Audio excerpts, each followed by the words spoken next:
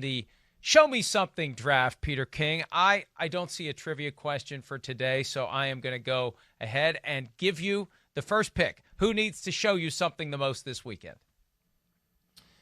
The entity that needs to show me the most this weekend is the Detroit Lions, especially on defense.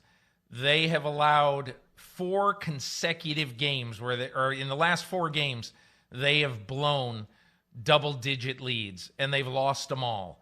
Matt Patricia, obviously on an 11-game losing streak, playing at the Cardinals. It's going to be a very tough game, but there's a reason why you spent all this money to build a great defense.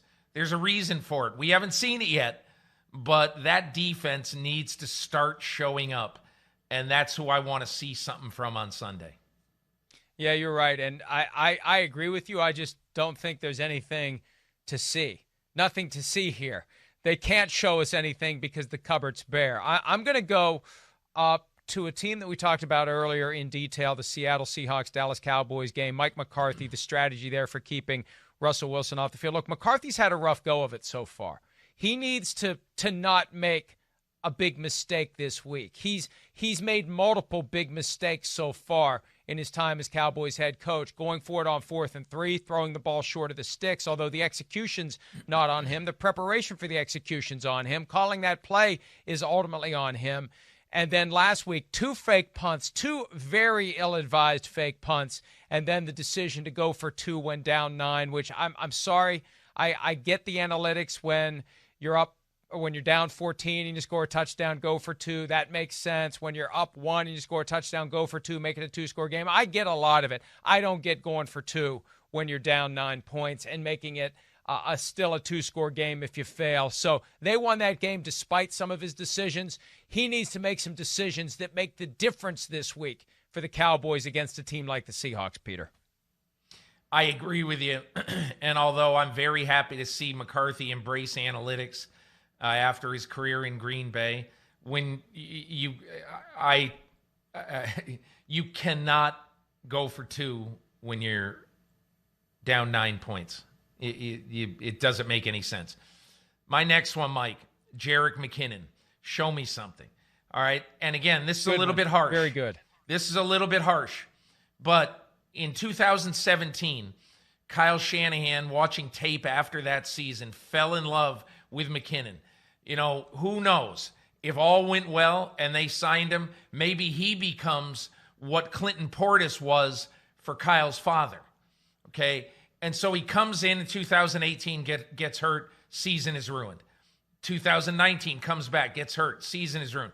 2 lost years. And there's the very real possibility that he never becomes anything for this team. And now, all of a sudden, Raheem Mostert hurt, and right now, in a game that the 49ers really have to have at the Meadowlands on Sunday, in a bit of a landmine game, because it looks like Nick Mullins is going to be the quarterback in this game. It's a tough game to win. There needs to be 25 touches for Jerick McKinnon, and he needs to be the guy who carries the San Francisco 49ers in a game that they absolutely have to have. Yeah, no Mostert, no Coleman, and now McKinnon has the chance to become what they expect him to be when they gave him that huge contract. It was stunning how much they paid him in early 2018. I'm going to go with another guy we talked about earlier because I firmly believe this is the chance for Derek Carr to show everyone something, to finally get to the point where, you know, he's said, I'm sick of the disrespect. He said it over and over again, to the point where people started to push back saying, go out and play better then. If you're sick of the talk, if you're sick of being disrespected. The one way to win respect is to go to New England and win. Go there and win the game. Play like Russell Wilson did against the Patriots on Sunday night. This is your opportunity to show us all and to shut us all up. You want it? Go get it. And if you don't get it, quit complaining about the people who point out that there is a gap between you and the best quarterbacks in the NFL, Peter. Couldn't agree more on that. Derek Carr can solidify some Gruden insurance with a win. My third one, Mike, show me something, is Josh Allen. He's had a tremendous start to his season, but now he's got to face right in his face the best defensive player in football for 65 snaps on Sunday in Buffalo. He will not have the crowd to be on his side, and he basically has got to ensure that what he does with his offense is put him in position to not turn the ball over against a really good, forceful defense. It isn't only Aaron Donald, but obviously it's Jalen Ramsey. And so to me, Josh Allen has had a very good start to his season, had a great game in Miami last weekend. But it's a 2-0 team. Rams come in. Aaron Donald, best player in football, best defensive player in football. And right now, it's got to be a time where Josh Allen says, I cannot let Aaron Donald ruin this game. Yeah, you're absolutely right. And this is a huge test for Josh Allen. And also, he needs to show us that he is at least partially aware of the importance of keeping himself in one piece. That run that he had last week, I made the comment earlier in the week that the Bills have been waiting for the next Jim Kelly and their next Thurman Thomas. They got it in the same guy.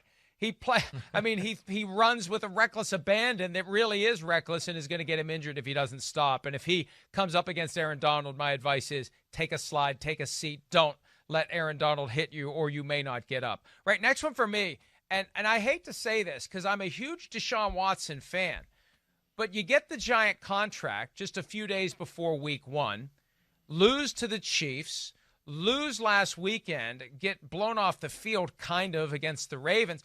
Deshaun Watson is in this group of young up-and-coming quarterbacks, and he's the only one of them that's 0-2. And I know to a certain extent they got screwed by the schedule. I don't know who they upset at 345 Park Avenue, but to come out of the gates with Chiefs, Ravens, and now at Pittsburgh. But this is the chance to remind everyone that Deshaun Watson is still one of the best few quarterbacks in the NFL. The Steelers have not been dominant. Their defense is made key plays at key moments. They could have lost. Well, he's played the two best teams in football so far. So I don't give him I don't kill him for this. But the one thing that I would say about Deshaun Watson is there are times as a quarterback, as the guy who's the nerve center of your team, there are times when you say, I got to win this game on my own. It's like LeBron James at the end of a game. He wants the ball in his hands. Deshaun Watson has got to want the ball in his hands. And if his receivers aren't open, he's got to take the game into his own hands and run it 15 times. You don't want to make a living doing that, but this week, I'd say, is about as close to a must-win as they have because they're not going to be able to afford to lose very many more games and continue that winning streak atop the division. Yeah, the Titans are likely going to be 3-0. The Colts are likely going to be 2-1. You lose this one and fall to 0-3, you got a major problem. And they're still working through that adjustment from having DeAndre Hopkins to not having DeAndre Hopkins. And it really has to chafe Deshaun Watson to see how well Hopkins is doing with the Cardinals. But the Texans at some level want him to grow beyond having one guy that he throws to all the time. They want him to spread the ball around. They want him to be in charge of the offense, not DeAndre Hopkins. But it's just unfortunate that it's gone so well for Hopkins and so poorly so far for the Texans, Peter. They just weren't going to pay DeAndre Hopkins $22 million a year. They just weren't going to do that. They thought he was a very slightly declining player. He obviously isn't. And I think you look at DeAndre Hopkins now, he's in the perfect position. Absolutely, unequivocally perfect. That's why I think Arizona goes to 3-0 this weekend.